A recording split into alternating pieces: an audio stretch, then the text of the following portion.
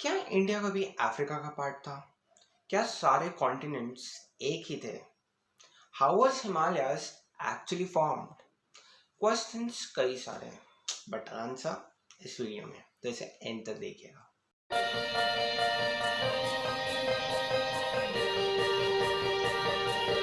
Definitely अर्थ एक time पे ball of fire था, और उस टाइम पे क्योंकि अर्थ के पास उसका ब्लैंकेट नहीं था, ओजोन लेयर का फॉर्मेशन हुआ ही नहीं था, तो तब कई मेटेरॉइड्स, स्पेस ऑब्जेक्ट्स या कॉमेट्स अर्थ से आके टकराते थे। इस टकराने के कारण ही अर्थ का सरफेस डिक्लाइन होने लगा। Finally constant hitting of objects from the universe to our earth led it to its change, led it to its formation. तो फिर इस कांस्टेंट हिटिंग से जो बॉल ऑफ फायर था अब बॉल ऑफ वाटर बन गया। यस, अर्थ एक टाइम पे अर्थ ने आइस एज को भी फेस करा। आइस एज के बाद जब आइस मेल्ट हुई तो वो ball of fire ball of water था।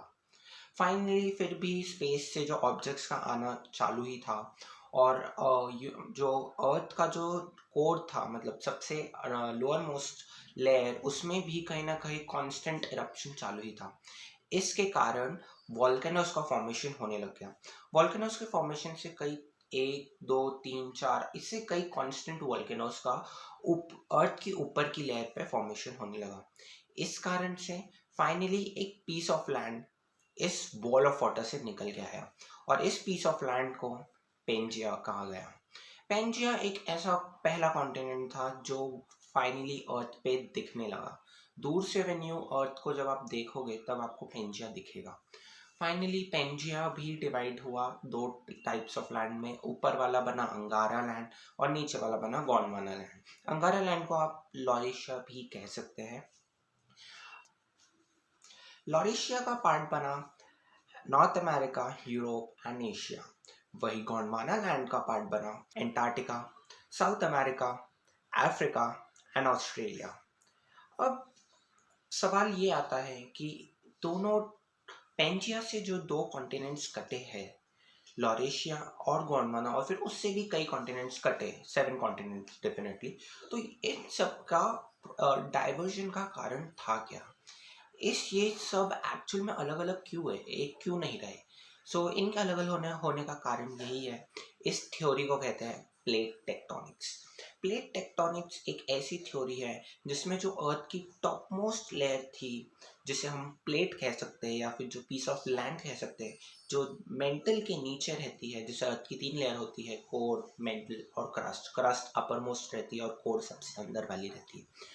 जब मेंटल था तो मेंटल के ऊपर की जो लेयर थी, या तो वो कॉन्वर्ज हुई, या तो वो डाइवर्ज हुई, या तो वो ट्रांसफॉर्म हुई, और इन तीनों के वजहों से plate theory of plate tectonics हमें देखने को मिला। जब दो प्लेट्स एक दूसरे की तरफ एक साथ कॉन्वर्ज हुई, उसे कॉन्वर्जेंट बाउंड्री कहा।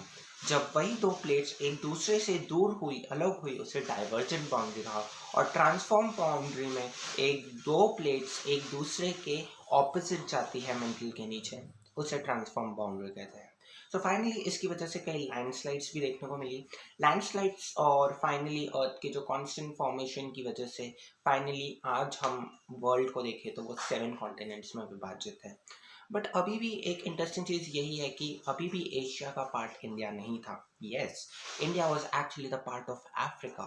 अफ्रीका में भी जो मेडागास्कर साइड में था, उसके साइड में अटैच था इंडिया।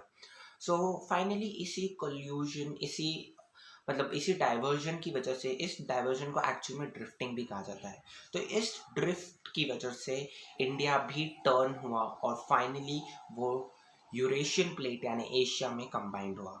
सबसे इंटरेस्टिंग बात यह है कि जब इंडिया अफ्रीका में अटैच था तो अफ्रीका में इंडिया उल्टा था, यानी जम्मू एंड कश्मीर साउथ में था और कन्याकुमारी नॉर्थ में।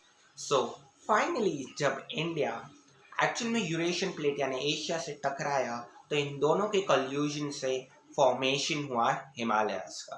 डेफिनेटली हिमालयाज एक ऐसी बेल्ट बन गई पूरे नॉर्थ टू नॉर्थ ईस्ट के साइड में, जो एक इंडिया के लिए बहुत ही बिगेस्ट बैरियर का भी काम किया है।